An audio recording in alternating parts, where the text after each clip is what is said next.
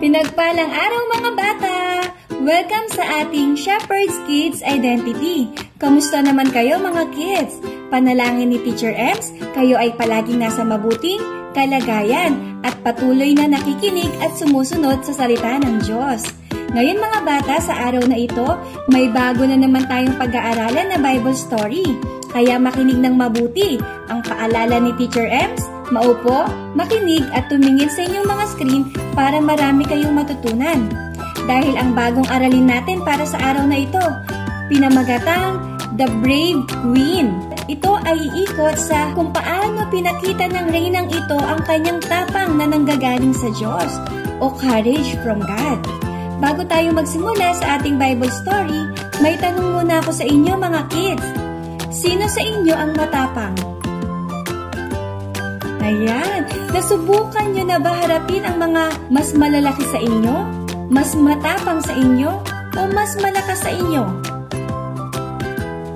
Ayan mga bata, alam nyo ba, hindi sa lahat ng oras na nanalo ang mas malakas, mas matapang at mas malaki. Ngayon, alamin natin sa kwento kung paano hinarap ng tauhan ang kanyang kalaban kahit na mas malakas ito sa kanya. Kaya makinig ng mabuti mga bata para marami kayong matutunan. Ang ating Bible story ay makikita natin sa Biblia sa Esther, Kabanata 1 hanggang Kabanata 7. Ngunit, summary lamang ang inyong papakinggan para sa araw na ito. Ulitin ko, ang ating talata sa Biblia ay makikita natin sa Esther, Kabanata 1 hanggang Kabanata 7. Ang mga magulang ni Esther ay maagang namatay noong siya ay bata pa, at siya ay lumaki sa bahay ng isang nakatatandang pinsan na nagngangalang Mordecai. Inalagaan ni Mordecai si Esther bilang sarili niyang anak. Itinuro niya sa kanya ang salita ng Diyos mula sa kanyang pagkabata. Isang araw, ang hari ng Persya, si Haring Xerxes, ay nag-ahanap ng reyna na mapapangasawa niya. Nang makita ng hari si Esther na matalino at napakaganda, nahulog siya sa kanya. Nang maging reyna si Esther, pinayuhan siya ni Mordecai na huwag ibunyag na siya ay Hudyo, dahil may mga taong napopoot sa mga Hudyo sa palasyo. At nag-aalala siya na kapag nalaman nila ito, mahihirapan si Esther. Si Mordecai at ang mga Hudyo ay umiyak nang marinig nila ang balita. Sinabi ni Mordecai kay Esther na humingi ng awa sa hari. Ayon sa batas ng Persya noong panahong iyon, kung sino mang hindi tinawag ng hari ang unang lumapit sa hari, agad na maaaring patayin ng hari ang tao na iyon. Sa katunayan, mahigit 1 buwan nang hindi hinahanap ng hari si Esther. Sa ganoong sitwasyon, hindi katanggap-tanggap para kay Esther na pumunta muna sa hari kahit na siya ay reyna. Ngunit, hiniling ni Esther kay Mordecai at sa kanyang mga Hudyo na mag-ayuno at manalangin para sa kanya sa loob ng 3 araw. At sinabi niya, pagkatapos kong mag-ayuno at manalangin sa Diyos, itataya ko ang aking buhay at pupunta sa hari.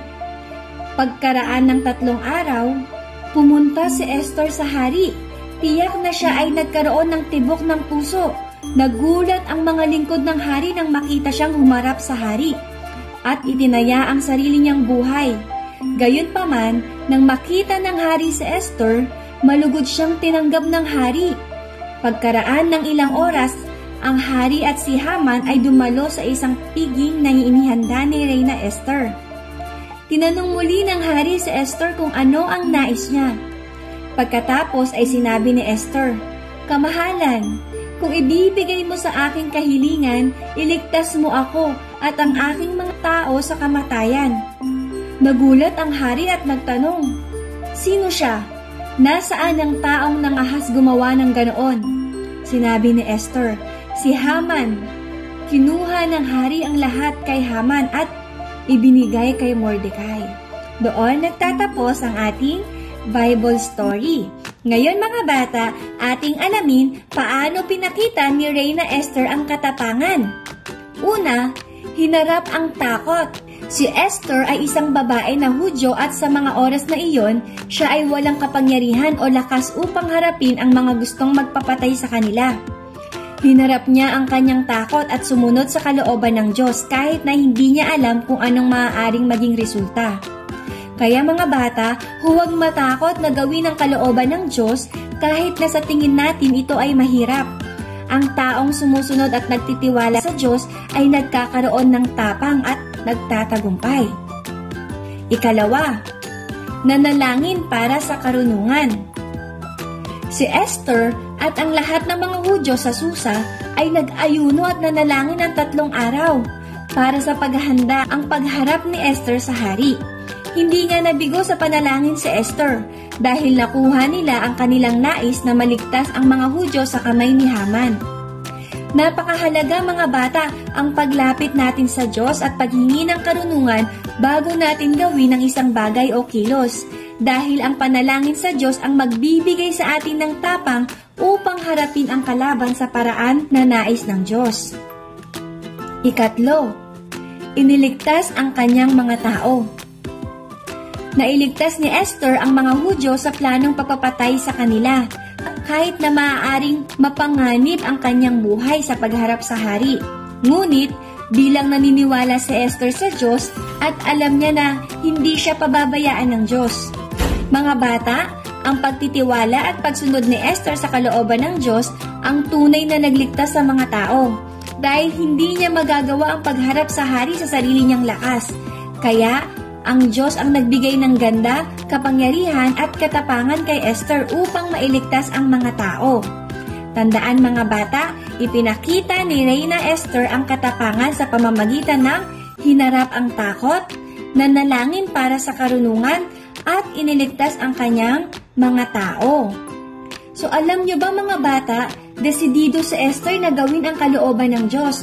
Ngunit kung nagdesisyon siya sa kanyang sarili at hindi kumilos, hindi siya magkakaroon ng pagkakataong iligtas ang mga tao ng Israel. Nagtiwala siya sa Diyos at bago siya pumunta sa hari, taimtim muna siyang nanalangin sa Diyos sa loob ng 3 araw. Hindi siya kumilos ayon sa kanyang sariling kaisipan o subukang lutasin ang problema gamit ang kanyang kapangyarihan nang hindi nagdarasal. Kahit sa harap ng hari, siya ay kumilos ng napakatalino at maingat.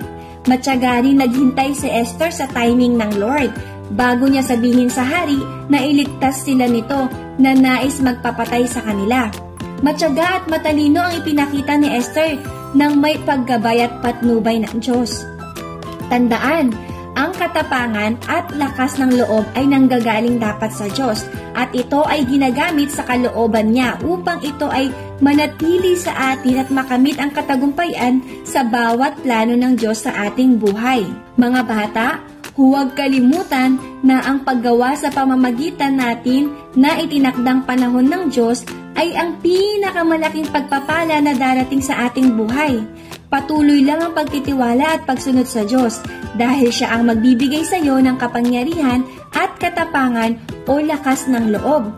Palaging manalangin mga bata, huwag makakalimot na ang tapang o ang lakas na meron tayo ngayon ay galing sa Diyos. Kaya tayo ay palaging magpapakumbaba at sumusunod sa anumang kalooban niya.